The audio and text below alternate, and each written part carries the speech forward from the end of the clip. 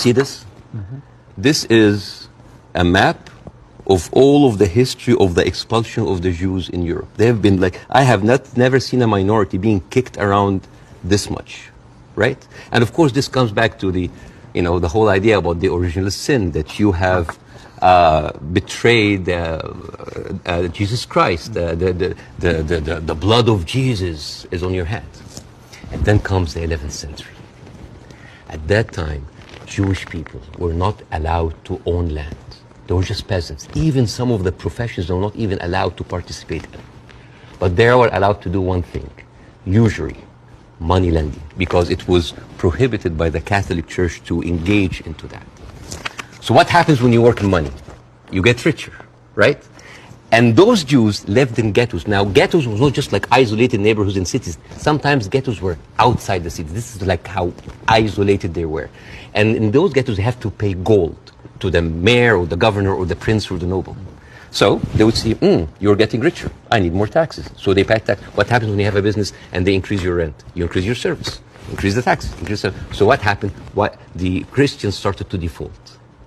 And suddenly, the image of the greedy Jew was created. Shylock, merchant of Venice.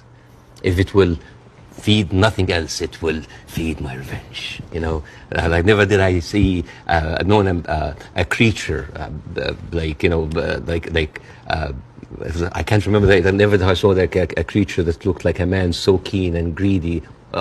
Confound of a man. English. I messed it up. Anyways, but this was the image, greedy Jew, the greedy Jew. This was created because of their conditions. And it became worse in 1095, when Pope Urban II called for the first crusade to go and save the birth of Jesus from the unbelievers Muslim. And this crusade did not kill a single Muslim. You know how many people they killed? 2,000 Jews. Because it's like, wait, the non-believers are all over there. Why? So they went to it's called the Crusades of the Rhineland. So they went to the Jewish community because, hey, we own the money, so let's kill them better than paying them. And then came the plague. And then all of the things like, oh, they're killing babies, who would do that to a baby, And they accused them of poisoning the well. This was the kind of oppression that the Jewish people went through.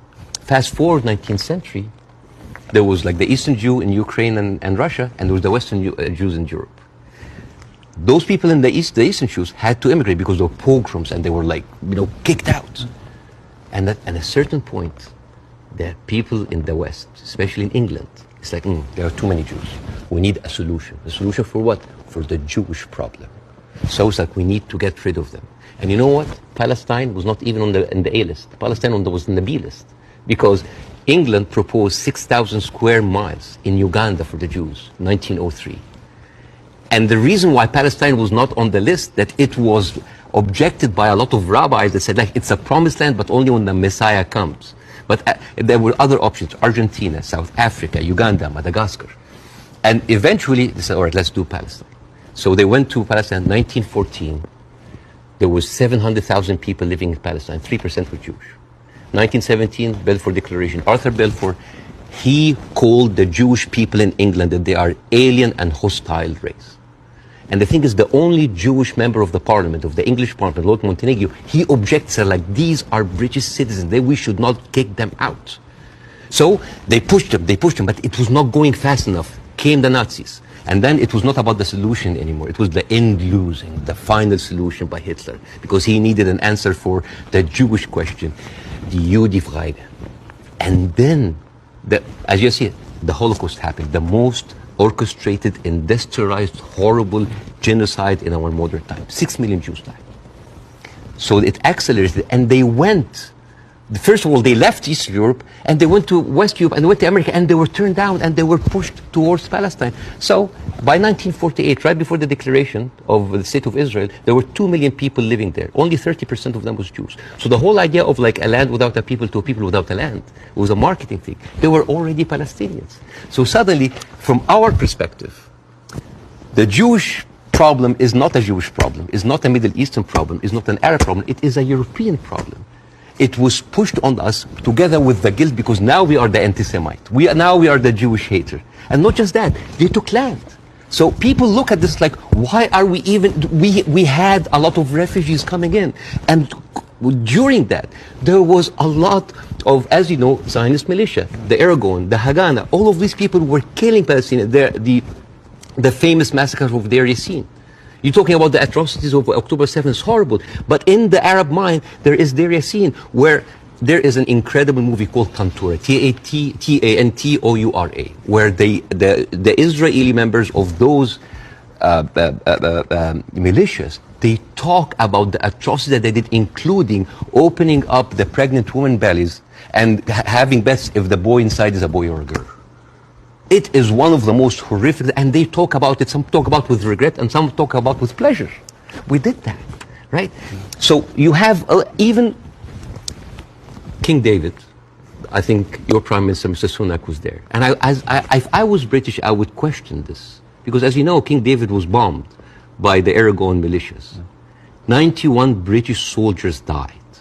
I don't know, if I was British, how come my Prime Minister would have the nerve to stay in that hotel? I mean, you know, the ghost of the 91 British soldiers, that must be haunting for them.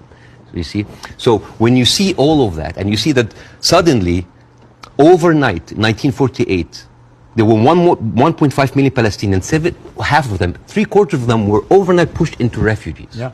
And this is why it's called the Nakba, the catastrophe. So now we have all of this building up into the minds, and suddenly this was like a conflict, a hate, a problem that we didn't have to do anything with. This was basically pushed on us by the Europeans. You see, so this is why it is important to say that. And I'm not saying that to talk, oh, let's wipe out the state of Israel, let's like push them in the sea. No, but it's important when you talk about the conflict that you talk about the root causes. Right? No, there was like a vibrant Palestinian culture happening over there. And right now they are erasing this culture. Suddenly I'm thinking of like Israeli feta cheese, Israeli hummus. Oh, that's an insult. Israeli hummus. Come on. I mean, take the land, but leave the hummus, man. I mean, come on. I mean, that's not fair. You are someone who's always spoken against cancel culture. Right now, a whole culture